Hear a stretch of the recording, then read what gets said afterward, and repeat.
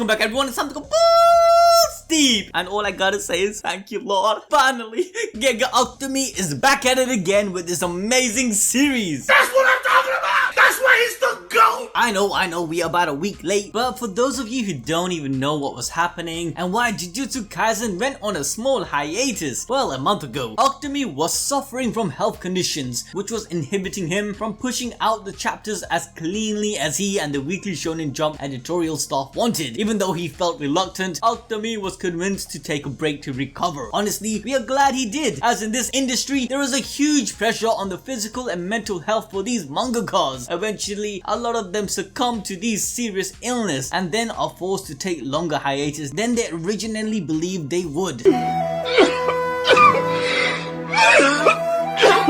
So okay, before the 2 months hiatus, Jujutsu Kaisen went through an insane mini arc, the Zenin Clan Massacre. After going to the Zenin Clan estate, Maki literally went through one of the most traumatic experiences of her life, losing her younger twin sister Mai. However, due to this, she unlocked the full extent of her heavenly restriction, as Mai gave up her life in order to take away all their cursed energy which connected them both, whilst also creating a weapon for Maki to fight with. Ultimately, Maki became a monster. She then took revenge and completed her sister's final request to destroy everything. After that day, all Zenin members that were not around were found dead, with no traces except small amount of cursed energy in their bodies that speculated to be from a cursed tool. We all know that's Maki, right? Anyways, with that we move to chapter 153. Continuing on from the events of chapter 146, to prepare for the Culling games, our gang were given a specific task. Joso and Yuki are to stay with Tengen and protect him. Yuta headed to the games to get a head start and map out what to expect. Maki was to recover some badass special grade tools from the Zenin Clan warehouse. Megumi and Yuji, let's dub them Yugumi for now, were to recruit the suspended third year Kinji Hakari, who Yuta said when worked up is stronger than himself. That's crazy, man. Like, Yuta's a special grade. That's why they probably need Hakari to help them out with the Culling games and save SENSEI Gojo. We cover all the basics of the Culling games in a separate video. I have linked in the comment section and description below, so make sure to check that out if you guys are lost. But coming back to this chapter, we follow up with Master Tengen informing Megumi and Yuji about Hakari's exact location and current operation, which is currently at a multi-story parking lot in the Tojiki prefecture. My man's making money as a bookmaker for Fight Club matches. Yes, Octomy definitely must have watched Fight Club, and in all honesty, something like this is super realistic and likely to happen. Let's be real now, if you guys had cursed techniques, you would probably be using it on your day-to-day as well, trying to get ahead in life. Regardless, Megumi points out that this fight club is infringing the Jujutsu rule article 8, which is to keep all information of cursed energy and the Jujutsu world a secret from non-sorcerers. This is because the fight club specifically focuses on Jujutsu sorcerers fighting each other for entertainment of non-sorcerers, where they place bets on who would win. Basically like an underground MMA matches, except with the,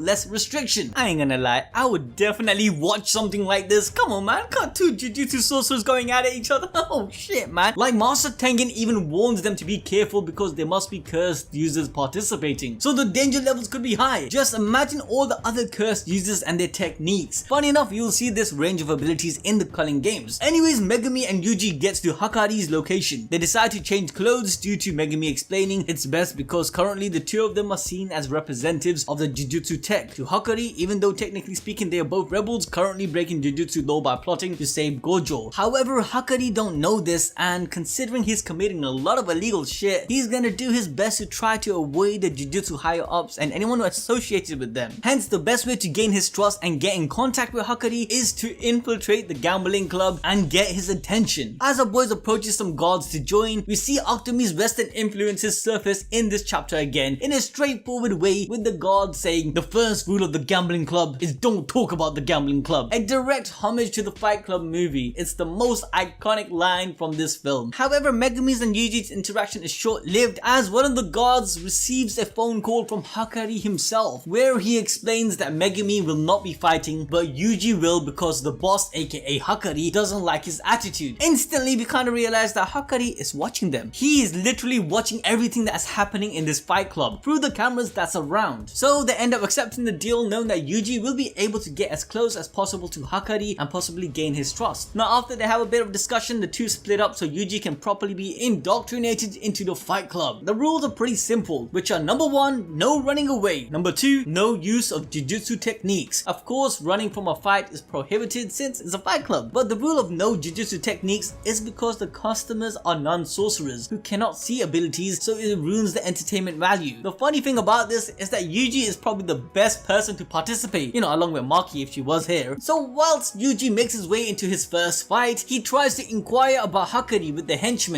where they assure him he will get a chance to meet him if he performs well, hyping Yuji to give a good show of violence for the audience. Yuji is then brought into his first battle of the gambling club, and his opponent is none other than Panda? Hey yo, what the heck is he doing here? The last time we saw him was in chapter 147 after escaping from the Jujutsu higher ups and witnessing his father die. But now it seems like he's back in the game and he's trying to get things done, thinking the same and seeing the value in Hakari. And it's extremely clear that Yuji and Panda are excited to see each other but hold back to keep their cover. The scene switches to Hakari's location alongside a new third year character, Kirara Hoshi. It isn't clear if Kirara is from Tokyo or Kyoto, but it doesn't matter at this point. The two third years are watching the fight through the camera as Yuji and Panda exchange fake blows in order for Yuji to rise in ranks. Literally, Panda understood straight away what Yuji was after and lost the match. It's actually pretty funny watching this as Yuji wins. This display of action excites Hakari, causing him to call his henchmen to tell him to bring Yuji to the roof after his next fight, going exactly as planned by Megumi. You could tell Hakari was so impressed by Yuji. This guy is so excited, he said that it was the most exciting thing for him since maxing out his credit cards with his ex-girlfriend.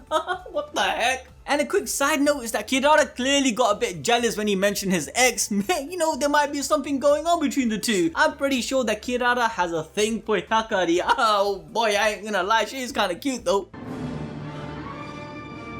It's a trap! But as we jump to chapter 144, Panda meets with Megumi after his fake ass fight against Yuji. From their interaction, we learn that Panda was also unable to meet Hakari, not because he doesn't know where he's located, rather Hakari is always stationed at the monitoring room on the roof of the fight club. However, Panda explains that whenever he tries to get close to the door of this monitoring room, the distance between himself and the door doesn't change. He compares this to Gojo's curse technique. If you guys remember, the way Gojo's infinity works is by bringing the concept of infinity to reality, and anything that approaches him slows down and never reaches him. But we all know that Gojo is sealed up and not hiding behind that door, in which Panda reveals this technique more than likely belongs to Kirara, the other third year student we saw with Hakari. At this point, either the translation I'm reading are wrong. Wait, no, it can't be, right? No. Alright guys, okay look, I said she was cute. Boy, I ain't gonna lie, she's kinda cute though. But you know what? Listen. I know all of you out there, you said the same thing. Kirara with those stars in your eyes. She baited us all. I can't be the only one, right? But anyways, guys, gosh damn it. Kirara is a man. We find this out as Megumi asks Panda if Kirara is a man. Now, this might have been out of the blue, which in my opinion was Alchemy's way to let us know that even though Kirara looks like a female, has up eyes, is in fact a man. But the reason why Megumi might have even pointed it out at this point was because Kirara is a unisex name similar to his own, and Kirara, depending on the way it's written, it can come off with different meanings. In fact, one of the meanings for Kirara is glitter, and Kirara's family name is Hoshi, which means star, which could in a way link back to Kirara's curse technique. I'll be covering that more in a bit, so stick around. In fact, have you guys black flashed that like button yet? If you guys haven't, what are you doing? Do it right now! Regardless of Kirara's gender, Megumi asks if the phenomenon of the never reaching door only occurs when Kirara is in the room, in which Panda confesses he don't know, as Kirara and Hakari are always together. He continues to explain the reason he devoted himself as a crowd puller, participating in the fight club, was to avoid pushing Hakari away. Like again, Hakari is breaking Jujutsu law, hence why he's so wary of anyone from the Jujutsu world, especially those who are affiliated to the school and higher ups. Like my mans doesn't want to get locked up, yeah? This is why Itadori is the key for this mission. Hakari and Kirara don't know he's a Jujutsu High student, and unlike Megumi, he he ain't a sussy bucker. Meaning Yuji is literally the only person who can even start a dialogue requesting Hakari's help. To aid him, Panda and Megumi needs to make sure when Itadori is in the room, he has enough time to convince Hakari to help them out. To do this, they plan to infiltrate the parking lot and gain control over the area, blocking the doors so no one can disturb them, giving Itadori enough time. The only problem is Kirara, as they are still not sure of how his abilities work. Worried that Kirara could simply warp or push Itadori out of the room, and if that is the case, then they will give up in trying to pursue Hakari in the first place. Like, there's no point in wasting precious time and effort forcing a conversation. So we move to Itadori, who's invited to meet Hakari after he smashed all of his opponents full on Khabib style. Itadori is greeted by Kirara, calling him Yu-chan.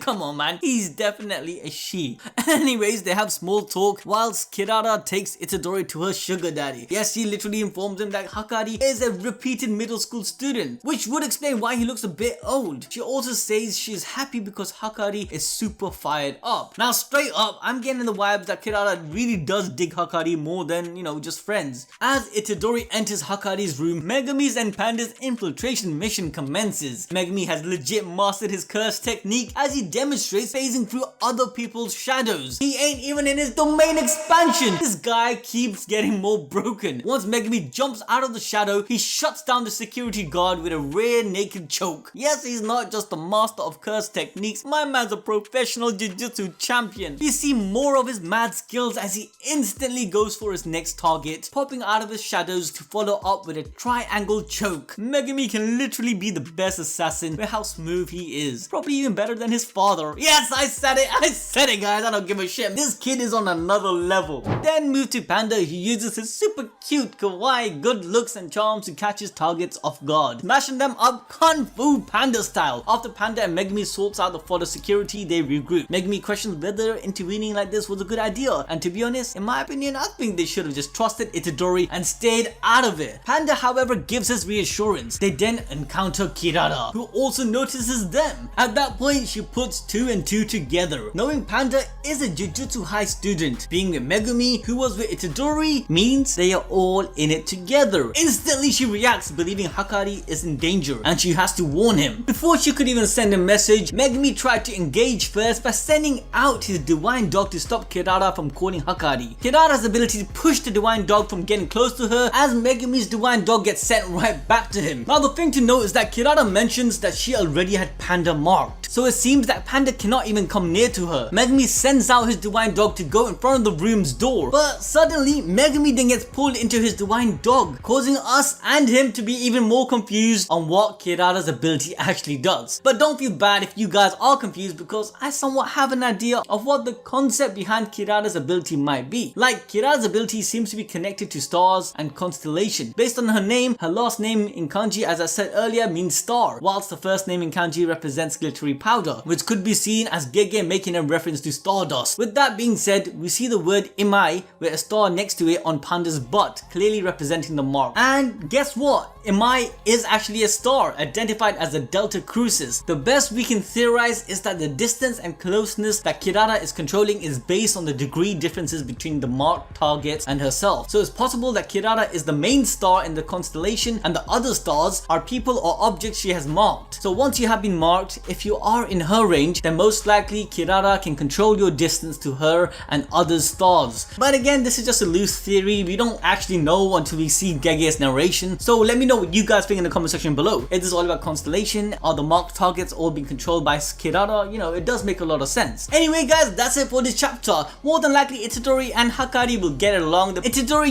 has some, he has a way around himself. It's also possible that Hakari and Itadori might come to a deal where Hakari will end up getting Itadori to work for him after he participates in the Culling games. Anyway guys, I hope you enjoyed these chapters. I'm seriously happy that JJK is back. Make sure you smash that like button, subscribe if you haven't, and ding that notification bell to stay updated with all our other content. With that, we'll catch you lot next time.